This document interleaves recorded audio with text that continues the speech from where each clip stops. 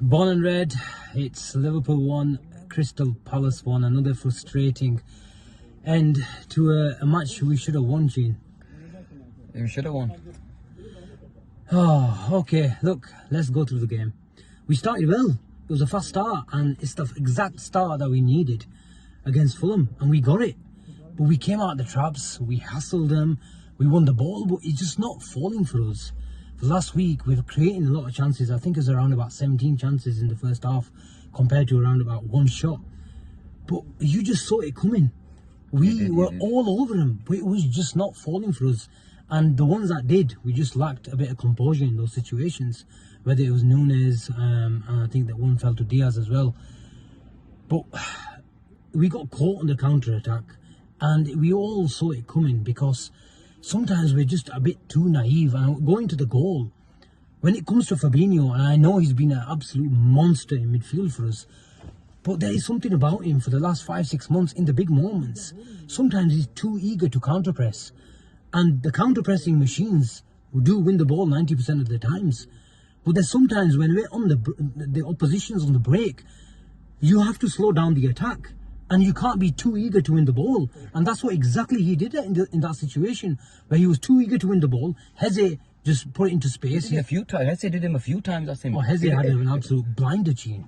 Honestly, in terms of the game, I thought he started off building exactly what I was expecting us to come out of the traps. All guns blazing, start off well. We created a decent amount of chances. I thought, what? And they actually fell. A couple of chances fell to Nunez. Diaz had a couple. Elliot had a shot. Salah had a shot. So I genuinely thought at that time, I said it's coming, but you could see it coming because a couple of times there was a final, a pass which Palace didn't get, which they never got onto us. But then before the goal, I thought we were brilliant in terms of creating chances, putting on the pressure. It's just we lacked so much composure in the final third. I thought Nunez miskicked one. Yeah, he's too eager. And to be honest, that was the reason why. And I said it to the lad who I was sat next to. He was just too eager, whether too eager to score or too eager to win the ball. Some of the touches were unbelievably bad. Let's be honest. Let's get that clear. Some of the touches were just below par, well below par. But when he, I think he had one situation with Anderson as well, funnily enough, in the first half where he told him to, he tapped him and told him to get up. Yeah, he did. There's a fine line where he nearly elbowed him as well. I don't know who it was, which defender it was, but I felt like he nearly swung an elbow. I can't remember who. And now it's a 3-match ban. Yeah, 3-match. Straight red means a 3-match ban, and we're going to miss him for United game, Bournemouth and Newcastle, which is ridiculous. Honestly, and it just mounts even more pressure on him. The new summer signing comes in, he needs to hit the ground running, but all of a sudden he finds him with a 3-match himself with a 3-match ban. He's an idiot, Asim. Honestly, he's an idiot. That's the only way to describe it. What is it with Uruguayans, Liverpool, and discipline problems? Look, look. Generally speaking, I like a bit of bite. It has to be controlled by. You have to be exactly and. But you could tell that, they were frustrating. I think the 3 at the back, I think their system changed. The 3 at the back got to him because at the end of the day, he was up against a couple of defenders and they hustled and harried him. And they actually, to be fair to them, they actually did a decent job on him. Yeah, on the other players, I thought we did really, really well. I thought Diaz was fantastic all game. He was a nuisance. Every single time he received the ball, without the ball, the amount of pressure he put on them and the amount of times he won the ball back off them was amazing. And I genuinely, even at that time, even when they actually got the goal, I wasn't too fussed. Yeah, we settled after, it took us 5 minutes to get on it, but you could still feel as though, there was more than enough that we played decent, and I thought there was more than enough for us to actually score in the second half. Why you do what you did, man, especially when there's, with the pressure on the first game, we were shockingly bad the first game. This game was a game where, in a way, I know, it's early doors, but in a way, it was a must-win game for us.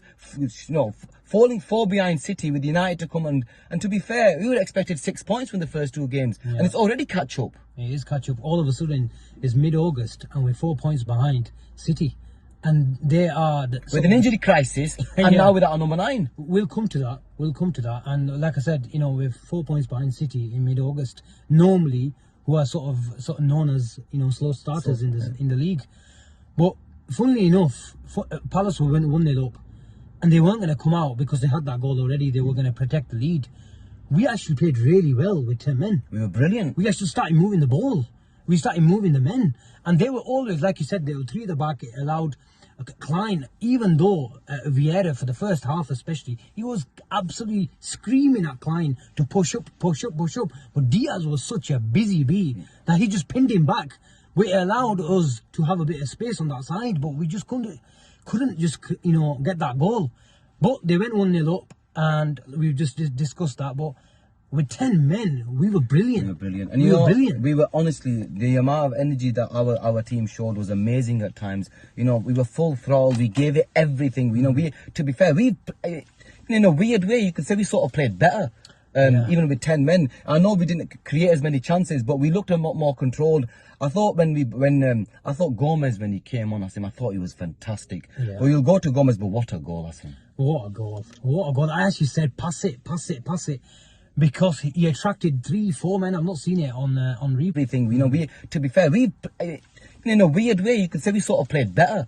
Even with 10 men. I know we didn't create as many chances, but we looked a lot more controlled.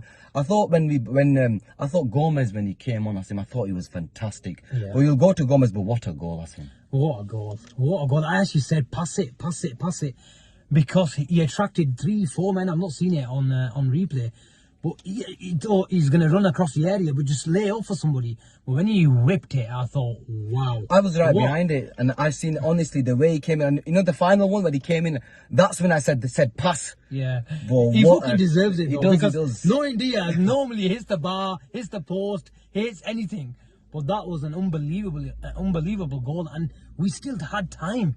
And I thought we were going to go on to win the game from there, because we were all over him at that point. We were. And you know what, to be fair, I think they had after our 10 men, I think they only had one real chance where I think Zaha hit the post. But it was us, we were the ones that were trying to win the game. We were the ones, we pinned them back with them, 5 men. They were still stuck to the 3 at the back. But do you think we should just put in too many crosses, though? Because if I'm honest with you, I thought our crossing was abysmal all game. Second half, fucking Shimikas put about 10 in the Rose head. You were disgusting crossing. He put a few out to, for near the throw-in. But can Liverpool be accused of putting too many balls in from wide positions? Because at the moment, you do see what Liverpool's sort of style of play is, especially, and credit to Vieira, he played a flat back 5 and 4 in front of him with Zaha, up as the focal point, and because they had that pace in the transition. But when Trent has that ball in midfield, you know what we want to do. We want to put it around the centre-backs. But when someone plays 3 centre-backs with tucked-in full-backs, we just don't have the space. And that's where my segue into my next point is, it's that midfield option again. When we're creating and pinned back a team into a flat back 5, the onus is on the midfield to start creating some chances. And I know Harvey Elliott was busy, and he can play back to goal, and he played nice pretty triangles at times.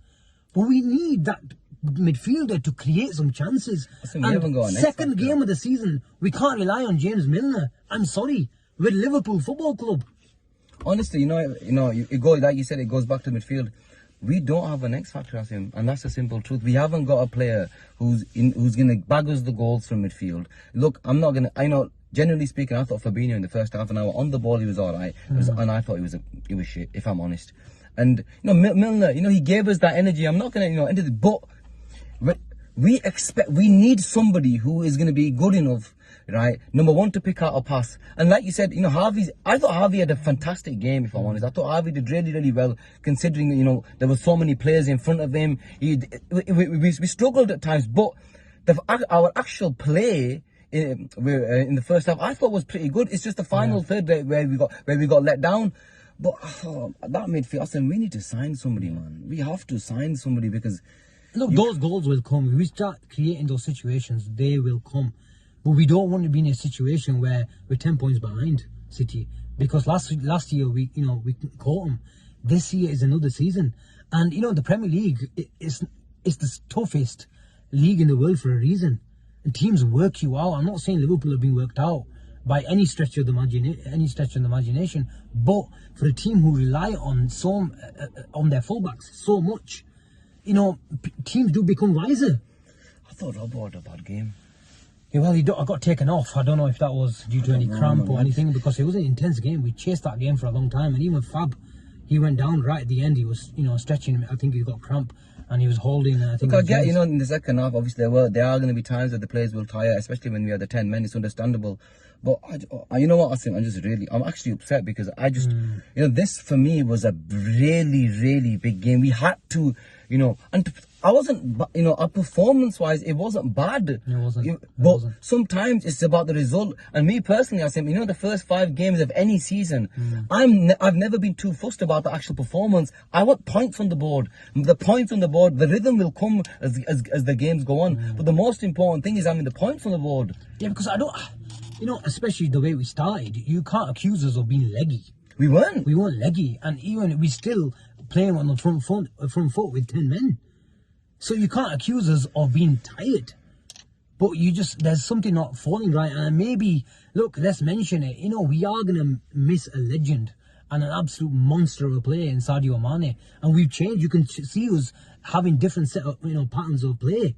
We are going to miss him. The difference is with him is he becomes a lion in these type of situations. No he becomes the man where he wants to take onus upon himself. I'm not saying that these players don't take onus upon themselves, but it's going to probably take him a bit of time. Yeah. The Nunez, the Diaz. Even though I thought Diaz was amazing, Mane it was one of them where he'll take the grip. He'll grab a grip of the game himself. Yeah. And I'm just really upset. I don't know, it's not even like I said, performance-wise, I have to give my team credit. They are 10 men, and we still stuck at it. We still got the goal. Look, we hit the post with Salah. It shaded the post. Carvalho had that chance that just went wide. We were, unlucky to an extent, and fair play, man. I think the kid has to take responsibility, Gene. Of course you do. The kid has to take. You have to take chances. I think, yes, I know we played better with 10 men. But I still firmly believe. Performance-wise, I have to give my team credit. They are 10 men, and we still stuck at it. We still got the goal. Look, we hit the post with Salah. It shaded the post. Carvalho had that chance that just went wide. We were, unlucky to an extent, and fair play, man. I think the kid has to take responsibility, Gene. Of course you do. The kid has to take. You have to take chances. I think, yes, I know we played better with 10 men. But I still firmly believe with a chunk of the second half to go, with 11 men, we win the game. Of course we do. And now he needs to learn, because he needs to know there's a fine line between having that bite, that South American resilience, but players will now be looking for it. Of course they're going to play on that. Exactly. And honestly, I was really, really angry with him, because I just knew, he missed a couple of chances. He hit a couple of chances as well, and it was his time. I think that's another thing that probably played on his head as well. Where he missed a couple of chances. He was, like you mentioned, he was probably too eager to show that he wants to get that goal. But you have to be able to curb that aggression, and he didn't do it. And it is a lesson to him. And I know he's a young lad. He's just coming here, the Premier League. It will take him a bit of time, but at the end of the day, there's fine margins. Doing something like that, we've got Bobby out, Jota's out. We can't, we haven't been playing that great. We needed our talisman, and the last thing we needed is for him to go out and do what he did. 2 points out of 2 games. If the game at Old Trafford wasn't a big game next week, it's an absolute gigantic game now. What do you think? How shall we dust ourselves off and go again at Old Trafford? We do not have a choice. 3 points, and I know it's early, Sorry guys, I think we had a bit of a technical glitch just outside the stadium, but we were just discussing Man United, and if it wasn't a gigantic game before, it's an absolute bigger one now. It's a must-win game. I think there's no ifs or buts about this. If you've got any aspirations for anything, and the game just got bigger. Right, okay guys, next week, leading up to that game, we'll have plenty of match build-up. If you're sort of new to the channel, please like and subscribe on the way out. Comment, smash a like, follow us across all small social media platforms as well. It's a disappointing draw, but Liverpool have come back from trickier situations, and it's still the sort of consoling thing about this situation is very, very early. in this season, and we will get better, we'll get fitter, and we'll get stronger. But at the moment, we're down, but we're not out. So take care, and we shall see you later on. Ta-ra.